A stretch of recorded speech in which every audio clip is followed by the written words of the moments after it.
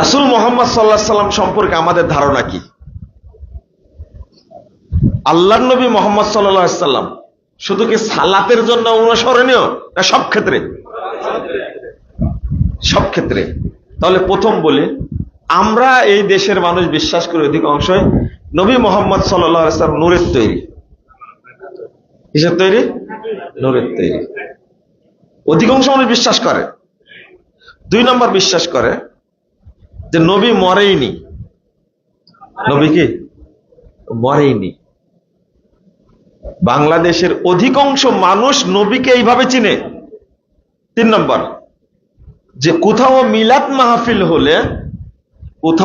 মাহফিল হলে তিনি সেই জায়গায় সরাসরি হাজির হন। বলেন নাউজুবিল্লাহ, বলেন একটু আস্তাগফিরুল্লাহ, আস্তাগফিরুল্লাহ। চিন্তা করেন, যে নবী আমাকে সুপারিশ করে নিয়ে জান্নাতে যাবেন, সেই নবীর সম্পর্কে আমার আকীদাগুলো কি? ভুল, কুফরি আকীদা। একজন নবী সম্পর্কে আমার আকীদা হলে এইরকম, তাহলে আমার তাহাজ্জুদ আল্লাহর কাছে যাবে? যাবে না। আরেকটা, শুধু মনে করি নবী মুহাম্মদ সাল্লাল্লাহু আলাইহি সাল্লাম এই মসজিদে অনুসরণ করার জন্য, ব্যবসার ক্ষেত্রে মুহাম্মদকে অনুসরণ করা যাবে না। ব্যবসার ক্ষেত্রে আমি অনুসরণ করি সুদী অর্থনীতি, তাই না?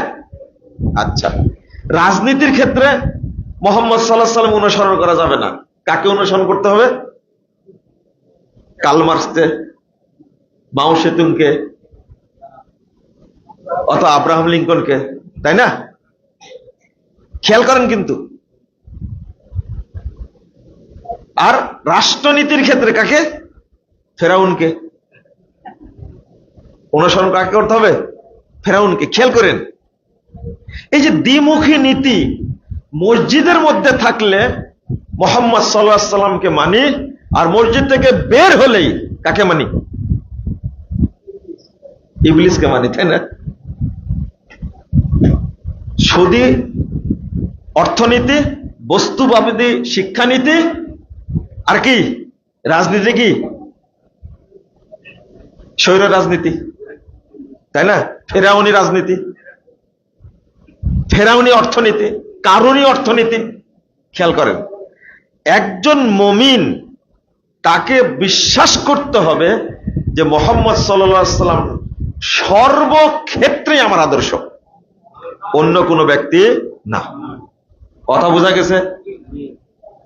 এখন আপনি যদি মারা যান, সালাতের ক্ষেত্রে আপনি মুহাম্মদ সাল্লাল্লাহু আলাইহি সাল্লামকে মানেন, রফুল আযান করেন, বুকে হাত বাঁধেন, জোরে আমিন বলেন, কিন্তু মসজিদ থেকে বের হওয়ার পরে যেগুলো করেন, এগুলো একটা মুহাম্মাদের নীতি না।